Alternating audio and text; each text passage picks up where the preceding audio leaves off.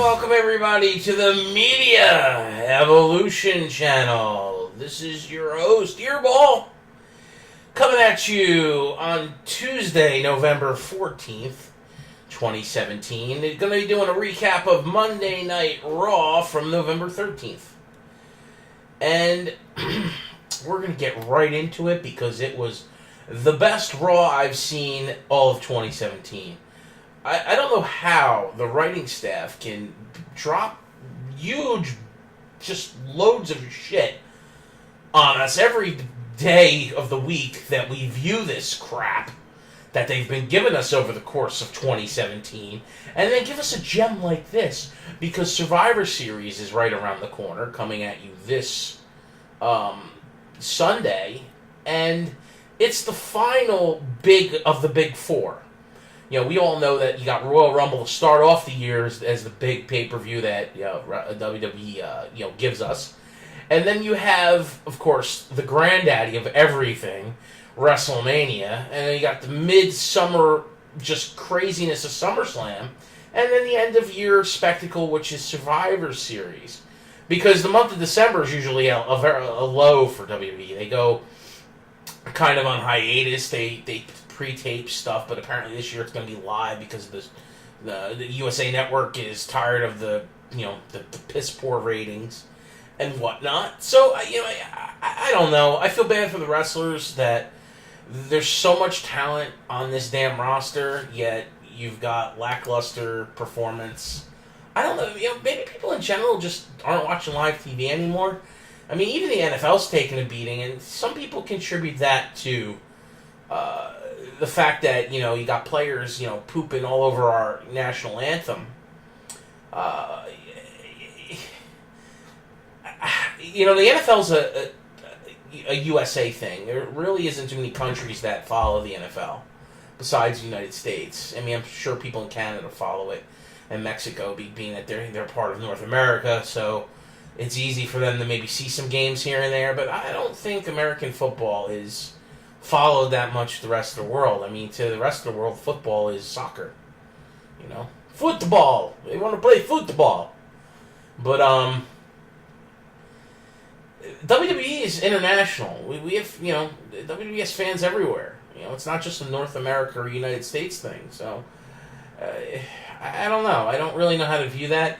Other than the poo-poo crap that they give us in bad storylines on a consistent basis. If they've done anything this year of great wealth, and that is give us garbage for the most part. Now, there's so many factors as to why the writing is bad. Part of it is it's because it's PG. They can't be risque enough. If they're PG-13, I swear the show would be better just automatically, because they could be more risque with their storylines. And I'm not saying they have to go back to the sluts of the WWE with, bra and panties match every friggin' week. Not to say that, horny 20 and 30-year-old men wouldn't want to see that, and probably some perverted older men as well. And some, some young teenage boys that are dealing with the fact that they're growing into their own, see bra and panties match, but it is what it is, and, just going to PG, I'm telling you, they would be able to show blood more. It is, you're simulating combat. There should be blood. It should, and I know that they say, oh, it can accidentally happen, but it can happen more than it's not. But it doesn't, because they hold back. They hold back on everything. I know wrestling's real on the standpoint that people can get injured, but we all know it's scripted, choreographed, it's simulated combat, and that's what it is. Now, this Raw starts out with, of course, you got Kurt Angle in the ring, and out comes Stephanie McMahon, and right away people want to throw up, because whenever Stephanie's out there berating one of the male superstars, it's just, it's got to stop. I mean, I know the women probably enjoy it, but, and this isn't just because I'm a male saying, oh, this is terrible. No, she's always talking down to the males. She's never treats them as equals. To Stephanie McMahon, the women's revolution is supposed to be about women being put on the same level as men, but she plays a dominant role over everybody on the roster, with the exception of maybe her own husband and her father. You know, which I know that's a thing of how you view change of authority and stuff like that, and who's in power and who's not. But she literally she's talked down to Mick Foley. Now she's talking down to Kurt Angle, and these are the GMs. You know, this GM thing's never going to work with Raw while Stephanie's the commissioner. It's just not. The commissioner and the general manager, to me, isn't too much from the same damn thing. I mean, it's like having a president of operations and a VP of operations. Literally, you have one person reporting to the other, but that's it. They're the top two people on the chain of authority. And that's what you have here, even though we know Kurt is just a superstar that they're giving the right to be general manager for unknown amount of reasons. Now, we know that's going to be subject to change soon because Kurt's coming back to the ring. Maybe not on a full-time basis, definitely on a part-time basis, and I don't know if he's going to remain general manager while he goes back to the ring. And I'm assuming with what's unfolded on Raw, we're going to see him probably against Triple H in the future, which I'm all for. I mean, I know they're both getting old, but they both can go, and they're both in great shape, so I'm all for it. I mean, we all know Triple H. There's a reason why his cockiness and his portrayal as the King of Kings isn't so much because he married well and married into the family that owns the top echelon of professional wrestling. It's Triple H, in his mind, he is the effing game. He's the man, the King of Kings, because it perspires out of him. Like he commands that. Look at how he acts when he gets in the ring. The minute he comes through the Titantron curtain, or whatever the hell they call that, out from gorilla position, it's game on. There's a reason why he's claimed to fame that. It's his game face is on immediately. And he's got a great game face. So I love having Triple H around. I understand he's COO, he's busy as hell. And it's a testament to his fortitude of just living and breathing the business as to why NXT's had the success it's had. He's put the right people in position. He's brought in the right people. And it's night and day how good NXT is versus the main roster. And that's a factor of the Triple H effect.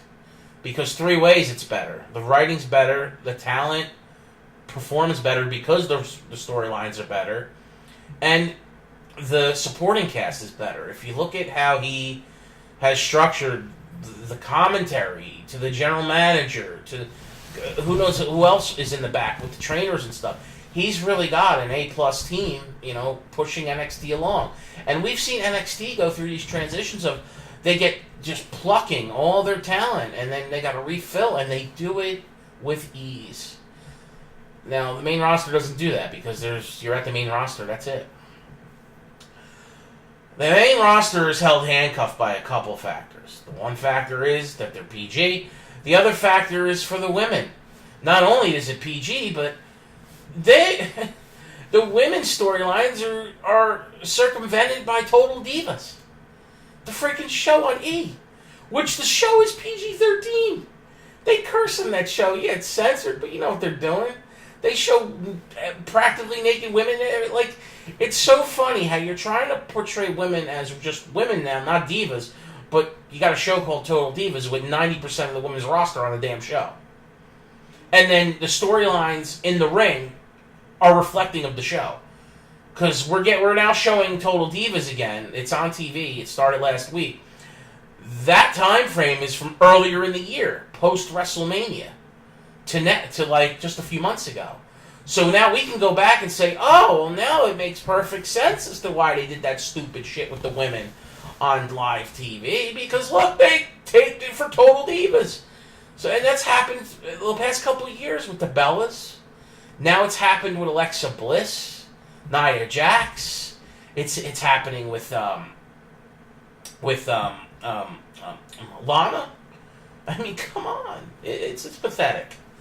You should not be integrating the storylines of the show for the wrestling performances into Total Divas. Total Divas should be a backstage type thing, not bring the ring into the whole picture too. I understand it's part of the game because they're professional wrestlers, but storyline it should not be because of Total Divas. That's just total bullshit. I call bullshit, and that's the end of that. So getting back to, because I'm off topic a little bit here. I know it's all the same topic because it's WWE, but Stephanie wants Kurt to decimate her brother's team because we're doing the whole SmackDown versus Raw thing. It looked like Stephanie was throwing a tiff fit because Kurt Angle, as the fifth person, put his son Jason Jordan in that slot, which we all figured, anybody who's been paying attention since the Jason Jordan thing being outed as his illegitimate son came over from SmackDown to Raw, that this was brewing towards a Kurt Angle versus Jason Jordan thing. But I still think that it could go that way, but now I see where they're brewing this. This is going to be Kurt Angle and Jason Jordan versus the higher-ups of the Raw team, which will be Stephanie and Triple H and any henchmen that they hire and put in the way of Jason Jordan and Kurt Angle. Because she was going to fire Kurt again. It looked like she was going to fire him from the general manager. I don't know if she would have removed him from the captain spot of Team Raw, but she was going to fire him as GM. And they're interrupted by the Shield, and rightfully so. The Shield are, back together. They haven't totally dismantled them yet, even though they took the tag titles off of, Dean Ambrose and Seth Rollins. You've got now Roman Reigns returning from his viral infection. So we have the legitimate Shield as a whole there. And you're going to get into now, what do we do with them? Because they're not on Team Raw. What do you do with them for the pay-per-view? So they've concocted, obviously, this thing where Seth and Dean drop the tag titles so they can get Roman in the mix and do a 3-on-3 with the New Day. Okay. It'll be a fun match. I mean, we all know all the participants can go, so let it happen. I mean, the WWE wants to sell merchandise, so they're going to keep the Hounds of Justice together here. I'm guessing it's a mid-card match. It's not going to be a main event, because the main event's going to be the 5-on-5. And you have the Brock Lesnar AJ Styles match that's going to be before the 5-on-5, and then you have all the other championship matches as well. So it's either going to open the show, I'm assuming, for Survivor Series, or be somewhere right before the championship match, because I'm assuming that the championship match will be right before the 5-on-5.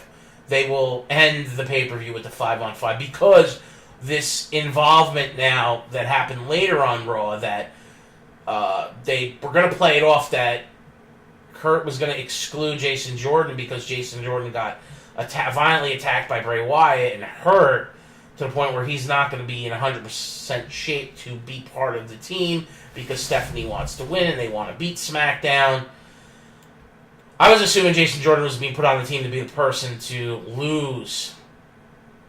He would be the last person left, or him and Kurt would be the last ones left. He would turn on Kurt, and Kurt would get pinned, and boom, done. They lose. Kurt gets fired, and now we have a Jason Jordan versus Kurt Angle going into either the end of year pay-per-views or maybe a Royal Rumble season. Doesn't look like they're going that way because they've now interjected Triple H into that, and I'll get into that in a little bit more later. But after this whole 20-minute snore fest, they gotta stop doing this. And I'm not the only person to talk about this. I hear other podcasts saying the same thing. These 15 to 20-minute dialogues at the beginning of the damn show where the general manager's going to come out, and then the commissioner's going to come out, and the smarky heel's got to come out, and just, I'm so tired of it. It's so watered down, doing the same. The definition of insanity, Vince, is doing the same thing and expecting a different result. You're not getting different results. Now, you lucked out tonight. This was a very, very good show. Like I said, besides being the go-home show before the major pay-per-view coming up on Sunday, even if you took that out of the picture and claimed on how good this Raw was because of the time of year it is, this was by far the Raw of 2017. And the card that's being, morphed here for the main card at Survivor Series is really being stacked here. Compared to what it was a month ago or 3 weeks ago, it's a really good card now, and there might be more changes, tonight on SmackDown because there's still 2 more title matches. You got Baron Corbin against Sin Cara, and you got the women. You got Charlotte versus Natty. So I think Charlotte's going to end up beating Natty there, so that Charlotte can go against Alexa. I don't think Sin Cara is beating Baron Corbin, but which is going to be kind of weird, Miz versus Baron Corbin. But I think they're going to try to make Miz be the face in that fight because the way Baron Corbin's been tweeting, bad things about the Miz, his unborn baby, and his wife and stuff like that. So whatever, Baron Corbin's a putz anyway. I don't really care for him all that much. I like the Miz more respect for the Miz. So the Hounds of Justice have challenged the New Day. So we know that New Day's going to accept that match is going to be at the pay-per-view, and that's just another match on the card. I don't think it'll open up the card. I think that the pre-show match is going to be Kalisto and Enzo. I don't see them making the main card. So we'll see. But now we've got this, McMahon Angle, situation brewing. So we'll see where that goes later as well. I think ultimately it's going to culminate in Triple H debauchery or anger to Kurt for screwing up them, Team Raw losing at Survivor Series, and ultimately Kurt Angle to Triple H having a match because, Kurt Angle can't have a match with Stephanie. She's going to hate his guts.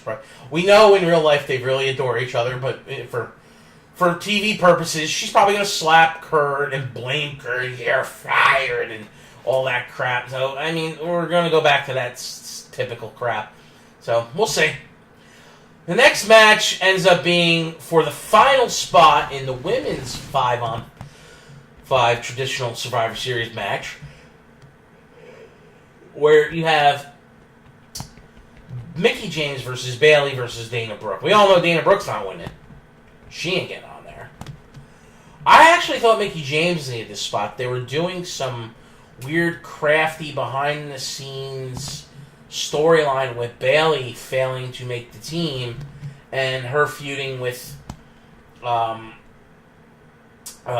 would guess she would start feuding with Alicia Fox, and that would ultimately lead to the Bayley-Sasha split up, and maybe Sasha going heel and having, a lot of matches with Bayley, which would be decent matches to see. We've seen what those girls can do against each other down in NXT when they're given, a 15-minute match as opposed to a 2-minute match on Monday Night Raw. So, ultimately, Bayley wins the Bayley to Belly on Mickie James, which we all know Mickie doesn't mind getting pinned because she's there for, advancement purposes and, to enhance the more junior wrestlers that are on the female roster. Dana Brooke being in this match was just to purely get her in there because she was the only woman on the Raw card, of the active Raw card, that we knew wasn't going to be in the Survivor Series match or being, utilized at all for Survivor Series. And it was weird how they took her out, so I'm guessing she's going to be the next to be fed to Asuka, maybe right after the pay-per-view, because she gets kind of thrown out of the ring, lands funny, and Asuka goes over to her to, sees if she's okay and try to help her back up into the ring, to, because they're looking as, on a team standpoint at this point, the girls are literally all standing together. They know that they represent Raw, and they have to do the best they can do to win for Team Raw.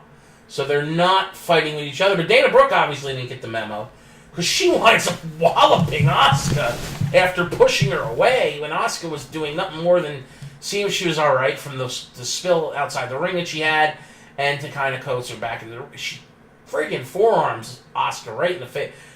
Big mistake. Asuka's like an alpha female. You don't push Asuka around without wanting to get your ass kicked. And that's exactly what happened. Asuka gives chase, catches up with Dana Brooke on the other side of the ring, and just kicks her head off. And Dana Brooke is now out of the triple threat match. So it's just straight up Mickie James versus Bayley. And Mickie James going for like a finishing maneuver. I think it was something like a twist of fate or something. I don't even know.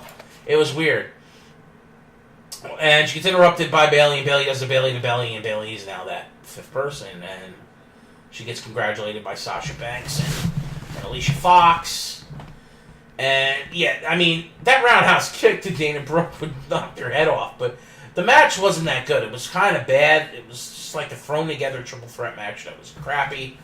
But the getting to the final point of filling out the full team, which was kind of funny, is you got the idiots on the internet reporting that Paige is coming back on Raw, because we know Paige has been at the Performance Center, and it's looking like Paige is eventually going to get back on TV sometime in the near future. They were predicting Monday Night Raw. She was going to come out and do something. Well, she did nothing. Even if she was there, she wasn't used. So stop worrying about the people who haven't been on TV in a while, and worry about the ones that are on TV. So we have it set where the 5 women of SmackDown go against the 5 women of Raw is set, with the exception of things could change on Tuesday night, where we all know Charlotte's probably going to win the title, which means Charlotte is going to be defending, and that'll put Natty on the 5-on-5 match, most likely representing Team SmackDown. And you will then, I guess, see at some point on SmackDown the attack of the Raw roster. They're going to end probably SmackDown with a brawl. We all know that's coming. It's the typical MO. Another bore-fest match comes up next last night, and it was, Gulak and Amore versus Kalisto and Tozawa. I mean, come on. I know these are most of the guys at the top of the cruiserweight food chain, but Jesus, Tozawa's boring. And I can't stand Kalisto. Botchamania Professor at large. It's just, ugh. I know everybody complains Enzo can't wrestle. Well, guess what? Kalisto can wrestle, and he makes it look bad constantly. And you guys can write in the comments all you want and say I'm out of my mind, but Kalisto sucks. I can't stand him. Tozawa, he's not getting over. It's not going to happen. The whole failed experiment with Titus Worldwide, I guess, didn't work. And you got Gulak, kind of yucking it up with Amore, but Enzo's getting kind of pissed at Gulak, so I see them breaking off soon, and I guess Gulak will have a match as well. There's rumors that Neville is in talks to come back, that Vince didn't release him, and Vince wants him back, and it's just, they're trying to iron it out. We'll see. I'm hoping that Neville comes back. He's a great talent, but don't make him just do cruiserweight. Let him come and he can do the cruiserweight crap and beat up Enzo. That's great. That's fine. But let the guy compete outside the division, too. Handicapping these guys to be just cruiserweights, not good enough. I'm sorry. They need to do better. This match was a snore fest. This was actually, you could consider this match piss break match, but and Enzo and Gulak actually won. All right, and then coming out of that match, you got The Miz doing The Miz TV, and he's bringing out the bar, the new Raw Tag Team Champions. I think they said they're 4-time Tag Team Champions already. Fine, those guys are great talents, so I don't mind them being Tag Champs that much. I mean, Cesaro should have been a World Champion a few years ago. They just couldn't pull the trigger on him. And Sheamus, I mean, for those who hate Sheamus, he's exactly what he needs to be. I'm fine with it. So he's most likely going to be a Hall of Famer or something. I mean, technically, the Miz will be a Hall of Famer. Sheamus will be a Hall of Famer. Cesaro is a question mark. I personally think he could be a Hall of Famer. He's a huge talent in the ring, but he's not ever utilized enough on the singles side of wrestling to be there yet. He's been... was he Intercontinental Champion once? Or was it World U.S. title champion? I think he's only had one individual title championship run. And everything else has been tag champions. Like, he's been a tag champion, I think, 6 times now.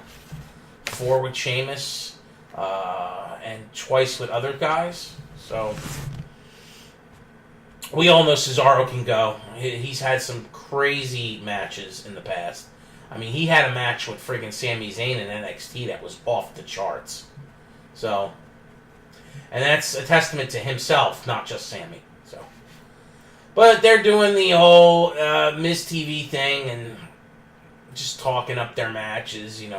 Miz talking trash about Baron Corbin, his upcoming opponent at Survivor Series, and the same thing with Sheamus and Cesaro. Bashing the Usos. So this segment was just a promo for the Survivor Series championship matches, but they also have a match tonight against the Shield, and the Miz starts talking up that how they're the real champs of the WWE, Intercontinental Champion and Tag Champs, and the Shield don't have any title belts. So just promos talking up tonight's Raw match and the pay-per-view, and it was just a bad segment. I mean, it wasn't one of the better Miz TVs, but mostly because it was all heels out there just yucking it up and kissing each other's asses, or as Sheamus would say, arse. I kiss my arse. We come out of the next match, and this was one of the matches that Kurt Angle made them back earlier. He basically wanted his members of Team Raw to have matches proving their worth as to why they were selected. So he's got Finn Balor and Samoa Joe teaming up, who obviously hate each other, to go against the Good Brothers later. And you got Jason Jordan against Bray Wyatt. And he goes to give Braun Strowman a match.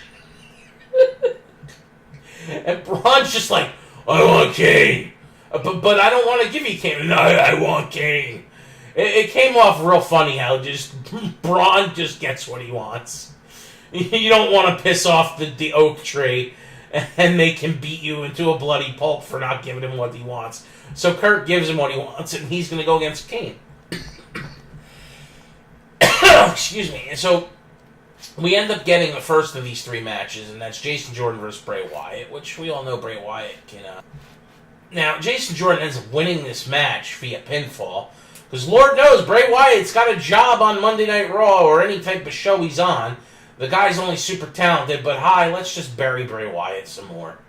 I know they're building up Jason Jordan and whatever, and he needs to prove himself to Kurt and I guess Stephanie McMahon. And then they have Bray Wyatt, viciously attack you because they want to take Jason Jordan out of being the 5th man of the Raw team. And then you got, Bray Wyatt does his duty, and I guess he was appointed by Stephanie and Triple H in the back to do this, to be the badass heel and take out the babyface. But the fans were chanting, "Thank you, Wyatt," after he took out Jason Jordan, which I thought was funny because obviously the fans don't really like Jason Jordan. They don't like this whole storyline, and they don't like him. I mean, he is kind of got to grow up into the business more. He's still super green, and it shows. So, after that debacle happens, and of course Jason Jordan's brought to the back. He's apparently injured now, and we'll talk about that more in a little bit.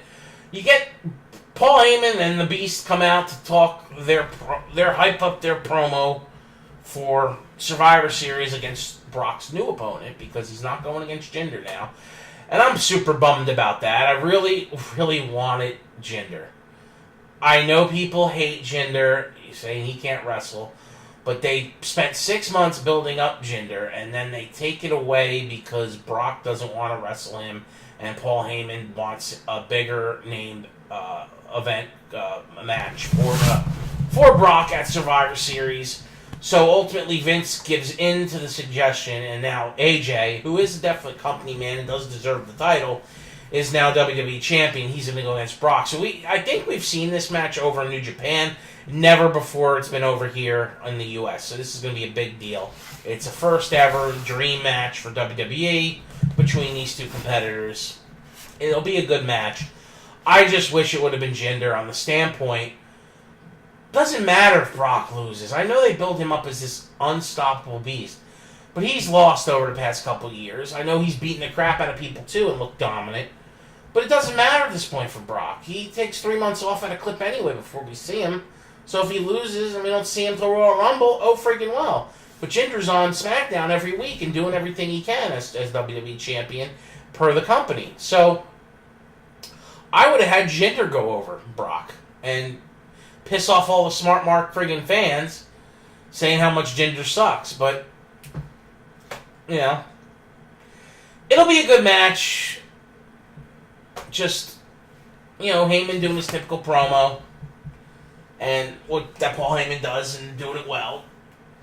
Just the same old stuff. I mean, I just hope it's longer than 5 minutes.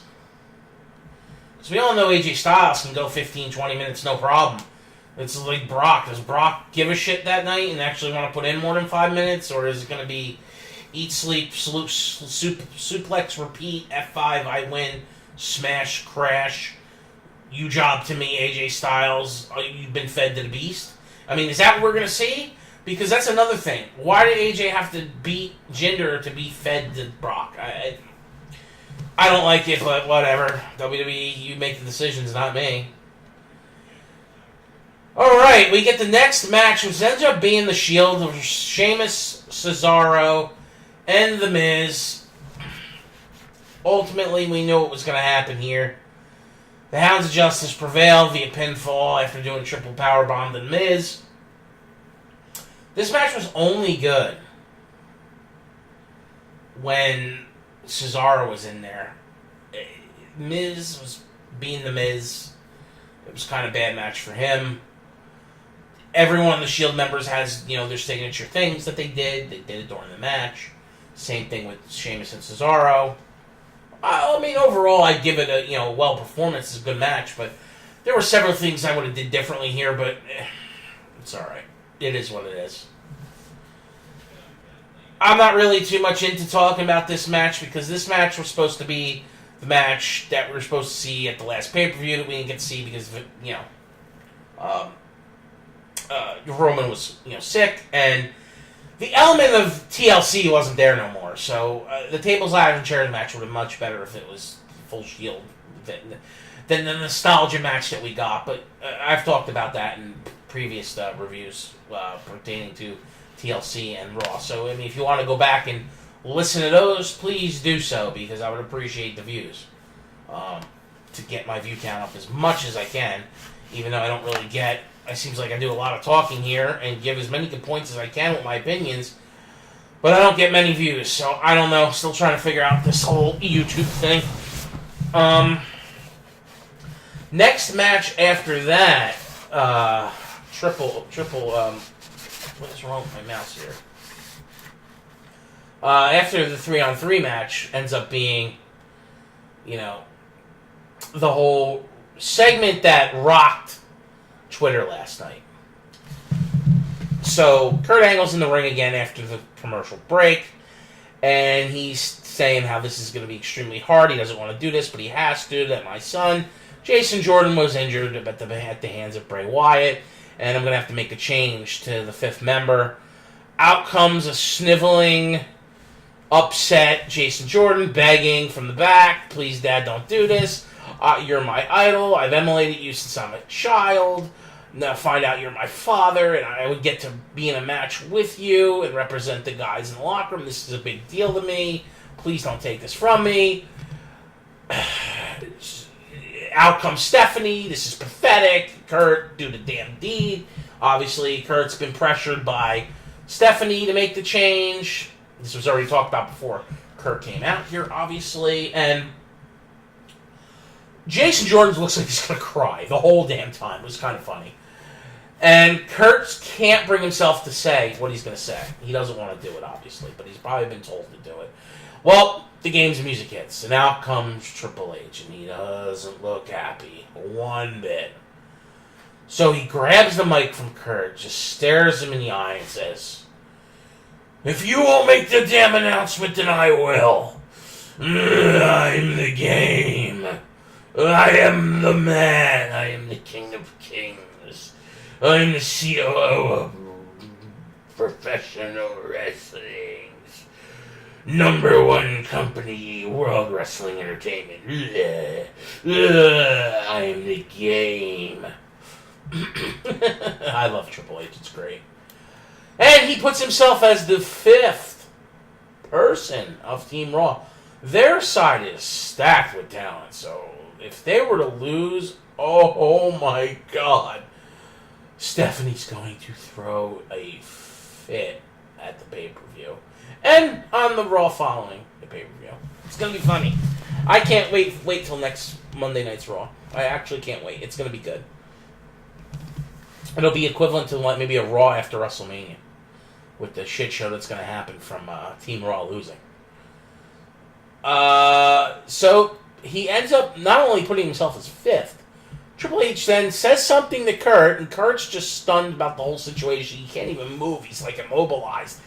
And now Jason Jordan's pleading to Triple H, which has the I don't give 2 F's look of what you're saying to me on my face. Triple H is some of the best freaking faces that he gives out, like the "I'm gonna eat you" face, "I'm gonna kill you" face, "I give 2 shits what you say to me" face. Oh my God, it's great. And Jason Jordan then gets pedigreed, and the fans are going nuts. Instead of them booing, they're screaming that Jason Jordan just got pedigreed. Oh man. Oh my God, dude. It was pathetic. Alright, so then they come out from the break, and of course WWE's got a show rewind of exactly what just happened after the break, like as if the people that were watching didn't know. We get the Finn Balor Samoa Joe versus Gallows and Anderson match. Pretty much dominated by Balor and Joe here. I mean, they kicked the crap out of the Good Brothers. Which, the freaking Good Brothers, they can't catch a break anymore. They're just jobbing everybody now. I don't understand what the hell they're doing with them. It's terrible. After Balor gets the coup de grace for the pin, Joe just takes off and leaves. He doesn't even stay. Like, I'm out. Piss off. Match is over. We won. F you. I hate you, Finn. I'm leaving. So we all know that those two are definitely going to have a match at the next pay-per-view for Monday Night Raw in December. Because Joe has the "I hate you" face while he stares a hole through the face of Finn Balor. So, and they have no love lost for each other because they've had some rivalries dating back to NXT. So, yeah, that's definitely going to be something we're going to see in the future.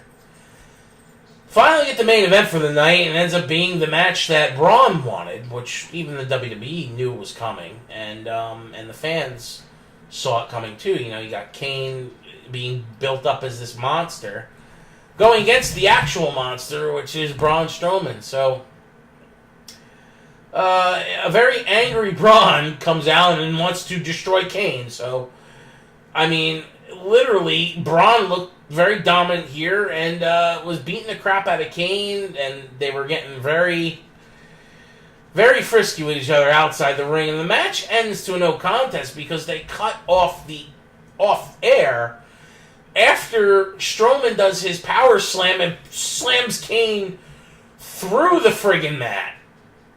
Which, every time Braun's involved in something, we're seeing some sort of stunt done. So this is stunt Strowman. Because every damn match he's involved in, you've got garbage trucks, broken rings, ambulances, trash compactors, dumpsters. If you've noticed, Braun Strowman is in this specific class of if you do a match with Braun Strowman, something crazy going to happen. Obviously, Vince likes seeing him do all these stunts because they keep doing them. So now he's got the drive Kane to hell power slam, and that's how they go off air. So notes for the night is we've got really good build up for the pay-per-view, solid storylines that will be able to go through the pay-per-view into next month. Long-term builds-up of other storylines, and then we've got things that are question marks, like what's going to happen with Kurt Angle and Triple H now, obviously. That'll be a WrestleMania match in the future. Still don't know what's going to happen with his son, Jason Jordan, but that's going to brew and stew into something eventually. We all know that. No Paige. People calling the Paige was going to show up. We didn't get the Paige. Nothing really out of the ordinary here. Oh! No invasion from the SmackDown team. They talked about it, but it didn't happen. I do see it happening tonight, though. On Tuesday Night SmackDown, the Raw team's going to show up. They're going to go off the air, probably with a brawl all over the arena.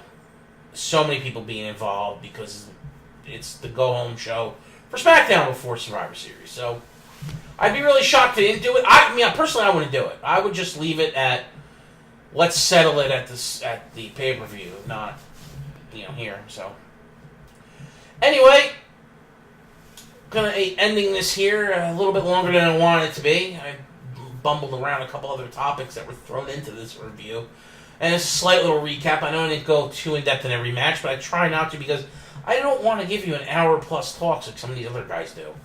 I don't think you should have to deal with that. It should be hearing little tad bits of my opinion on each match and where angles and storylines are going. And so be it. I definitely will be doing a review of SmackDown. That'll be sometime tomorrow after watching it tonight. And then, of course, I'll be doing a recap on the pay-per-view this weekend for Survivor Series. I'll even probably talk about NXT's pay-per-view because that whole War Games thing is something I hold dear to my heart from the days of the NWA and WCW days. So I will be checking that out. I do have the network, so I'll be looking at that, and I'll probably talk about that as well. Because NXT always puts on these good, every 3-month shows that they do. They're always freaking excellent. So, anyway, make sure you like and subscribe to the channel. Tell your friends about it. Anybody that you know that likes wrestling, come listen to your pal Eirbal. And let's keep growing this channel, even though it's growing at very snail's pace. So I figure out what the hell. Maybe I should hit up forums or something.